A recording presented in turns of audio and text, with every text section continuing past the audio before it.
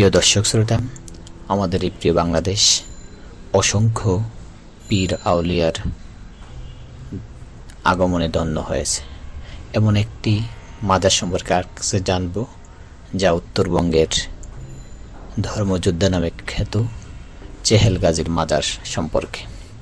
Chehel গাজীর মাজারটি দিনাজপুর শহর হতে 5 কিলোমিটার উত্তরে দিনাজপুর রংপুর মহাসড়কের পশ্চিম পাশে অবস্থিত।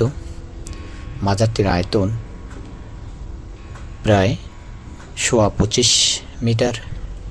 এটি প্রায় 650 বছরের পুরনো।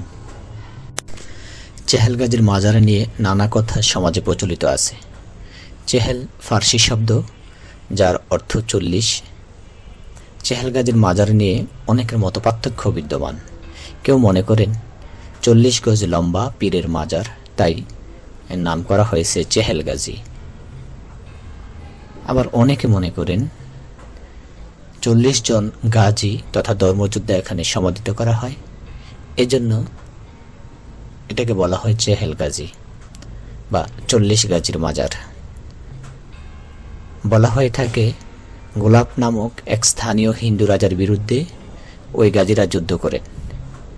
যুদ্ধে তারা সবাই জয়লাভ করে, পর্যায়ক্রমে তারা মারা যায়। আবার কেউ মনে করেন সুলতান শামসুদ্দিন ইলিয়াস শাহের কামরূপ অধিগ্রহণের সময় 1358 সনে এই যুদ্ধ হয়। এরকম আরও 2টি যুদ্ধ হয়। একটি হচ্ছে কান্তনগরের গড়মল্লিকপুরে, অন্যটি হচ্ছে দিনাজপুর জেলারই খানসামায়। এই 3 যুদ্ধে যৌথভাবে যে সকল ধর্মযোদ্ধাগণ শাহাদাত বরণ করেন তাদেরকে এখানে সমাহিত করা হয়। তবে যেহেতু এই মাজারটি প্রায় 1000 বছরের পুরনো, এ নিয়ে ইতিহাসেরও বিভিন্ন মত পার্থক্য লক্ষণীয়। 1968 সালের পূর্বে এই মাজারের উপরে কোনো ছাদ ছিল না। এর চারপাশে দেওয়াল দ্বারা তৈরি করা মাজারটি অত্যন্ত মূল্যবান রেশমি কাপড় দ্বারা আবৃত করা হয়েছে এবং এর প্রথম যে ফটকটি আমরা দেখলাম, এই তরুণটি নির্মাণ করা হয়। ছাদের নিচে কবরকে ঘিরে কয়েকটি রেলিং সংযুক্ত করা হয়। মাজার সংলগ্ন পূর্ব দিকে একটি, দক্ষিণ দিকে 3টি বাঁধানো প্রাচীন কবর রয়েছে। এর দক্ষিণ পশ্চিম কোণে চেহেল গাজীর মসজিদ রয়েছে। মসজিদের দক্ষিণে আরও একটি নতুন মসজিদ নির্মাণ করা হয়েছে। উত্তর পশ্চিম কোণে একটি প্রাচীন পুকুরও রয়েছে। পূর্ব দিকে এর চেয়ে ছোট আরও একটি পুকুর রয়েছে। আর মাজারের পশ্চিমে রয়েছে শালবন।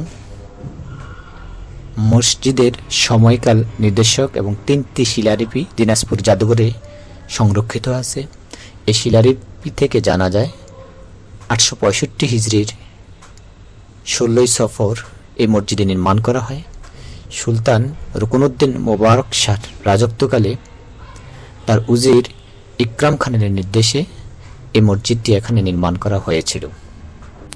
মসজিদের সময় নির্দেশক 3টি শিলালিপির মধ্যে একটি দিনাজপুরের জাদুঘরে সংরক্ষিত আছে। শিলালিপিটি রুকনুদ্দিন বারক শাহের আমলে। এই শিলালিপি থেকে এই মসজিদের নির্মাণের সালটি স্পষ্টভাবে ধারণা করা হয় যে মসজিদটি 1865 হিজরিতেই নির্মাণ করা হয়েছিল। চেহেল গাজী মাজারের প্রবেশের বাম পাশে রয়েছে মহান মুক্তিযুদ্ধে শাহাদাত বরণ করা 135 জন বীর মুক্তিযোদ্ধার কবর। এ কারণে চেহেল গাজী মাজার এলাকার গুরুত্ব আরও বহুগুণে বৃদ্ধি পায়। চেহেল গাজী মাজারে বিভিন্ন ধর্মীয় দিবসে এখানে ভক্তদের ভিড় লক্ষণীয়। নানা রকম উরুস, মিলাদ মাহফিল আয়োজন করা হয় বছর জুড়েই। দিনাজপুরে চেহেল গাজী নামে মসজিদ, মাদ্রাসা, স্কুল, কলেজ, শিক্ষা প্রতিষ্ঠান অসংখ্য রয়েছে। যাদের সময় এবং সুযোগ আছে দেশ ভ্রমণ করার, দিনাজপুর শহর থেকে মাত্র 5 কিলোমিটার দূরে এই মাজারটি আপনারা দেখতে পারেন। এই মাজারের যে প্রাচীন মসজিদটি এখনও ধ্বংসাবশেষ রয়েছে তা আমরা দেখতে পারি। ধর্মযোদ্ধা তথা পীর আউলিয়াদের সম্পর্কে আমরা সম্যক ধারণা গ্রহণ করতে পারি। সর্বোপরি এখানে মহান মুক্তিযুদ্ধের শাহাদাত বরণ করে 135 জন বীর মুক্তিযোদ্ধার গণকবরও আমরা দেখতে পারবো। সবাইকে চেহেরগাজী মাজার দেখার আমন্ত্রণ জানিয়ে আজকে আমাদের কথাগুলো এখানে শেষ করলাম। আল্লাহ হাফেজ। আসসালামু আলাইকুম ওয়া রাহমাতুল্লাহি তাআলা ওয়া বারাকাতুহু।